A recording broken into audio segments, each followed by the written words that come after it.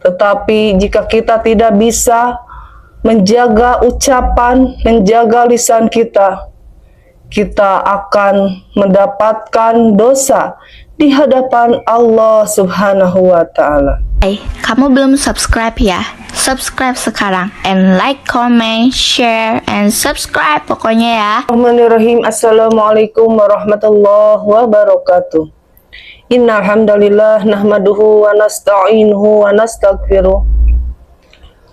Wa na'udzu billahi min shururi anfusina wa min sayyiati a'malina. May yahdihillahu fala mudhillalah wa may yudlil fala hadiyalah. Asyhadu an la ilaha illallah wa asyhadu anna Muhammadar Rasulullah. Allahumma salli ala Sayyidina Muhammad wa ala ali Sayyidina Muhammad. La haula wa la quwwata illa billahil aliyyil azim. Sahabatku yang insya Allah dirahmati oleh Allah Subhanahu wa Ta'ala, pada kali ini saya akan memberikan ilmu tentang bagaimana cara kita menjaga lisan kita ketika kita lagi melaksanakan ibadah puasa, terutama puasa di bulan suci Ramadan ini. Sahabatku semuanya yang insya Allah dirahmati oleh Allah Subhanahu wa Ta'ala, lidah tidak bertulang, tetapi kalau lidah kita digunakan dengan tidak baik, itu semuanya akan menjadi bumerang untuk dirinya. Sahabatku semuanya, banyak sekali dosa-dosa lisan. Jika kita tidak bisa menjaganya, itu menjadi dosa di hadapan Allah Subhanahu wa Ta'ala. Ketika kita berpuasa, bukan hanya menahan tidak makan, tidak minum, tetapi puasa kita juga harus bisa mengendalikan ucapan kita, perkataan kita, lisan kita. Karena kalau kita tidak bisa mengendalikan itu semuanya, itu menjadi malapetaka untuk diri kita sendiri. Contohnya adalah kita membentak orang, kita memarahi orang lain dengan ucapan-ucapan kasar. Itu semua menjadi dosa di hadapan Allah Subhanahu wa Ta'ala. Seyogyanya kita sebagai umat Islam, bagi melaksanakan ibadah puasa, harus bisa mengendalikan perkataan kita, ucapan kita yang membatalkan pahala puasa kita. Dari dosa lisan, kita tidak boleh berbohong. Itu adalah dosa di hadapan Allah. Kita tidak boleh ghibah, menceritakan kejelekan orang lain di belakang orang tersebut. Ketika orang tersebut tahu, dia akan merasakan sakit hati. Itu menjadi dosa di hadapan Allah Subhanahu wa Ta'ala. Dosa ghibah, dosa namimah, dosa adu domba, dan dosa-dosa yang lainnya yang terlontar dari lisan kita. Itu semua bisa menggugurkan pahala puasa kita. Kita harus bisa mengendalikan itu semuanya. Karena dengan kita bisa mengendalikan itu semuanya, itu nilai ketakwaan di hadapan Allah Subhanahu wa Ta'ala. Tetapi jika kita tidak bisa menjaga ucapan, menjaga lisan kita, kita akan mendapatkan dosa di hadapan Allah Subhanahu wa Ta'ala. Sahabatku yang insya Allah dirahmati oleh Allah Subhanahu wa Ta'ala, di 10 malam terakhir di bulan suci Ramadan, kita seyogyanya harus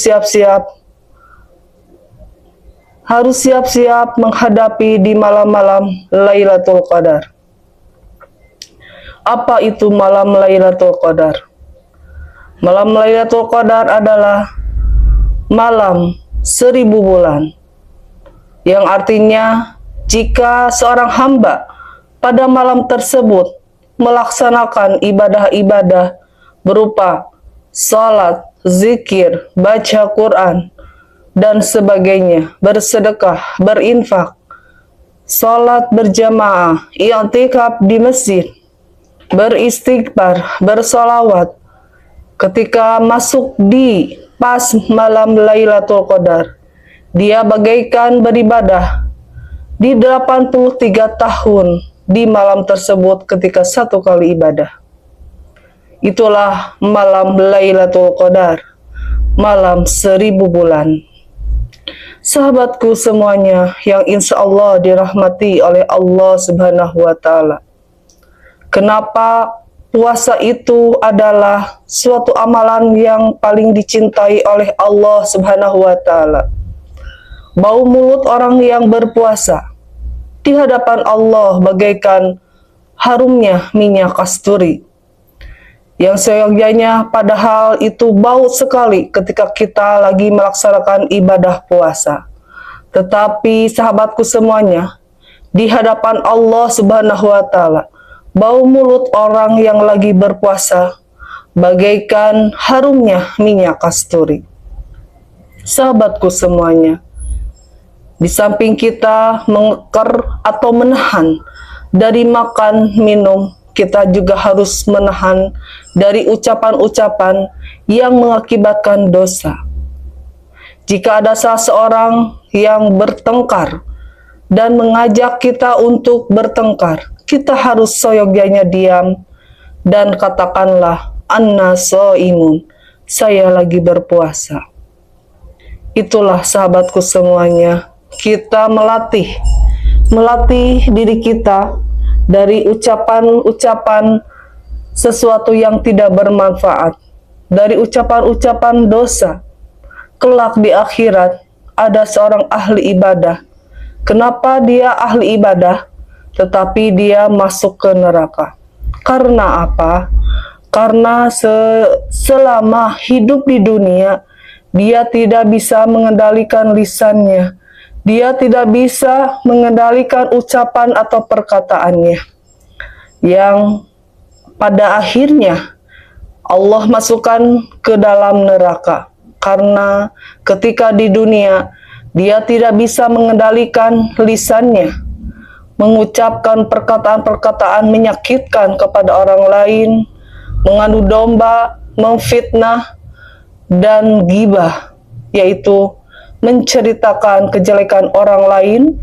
Ketika orang lain tersebut tahu kejelekannya, diucapkan atau dikasih taukan kepada orang lain sehingga dia sakit hati, itulah ghibah. Sahabatku semuanya, mudah-mudahan kita semuanya terhindar dari dosa-dosa lisan kita. Jagalah lisan kita supaya kita mendapatkan ridho Allah Subhanahu wa Ta'ala dan menjadi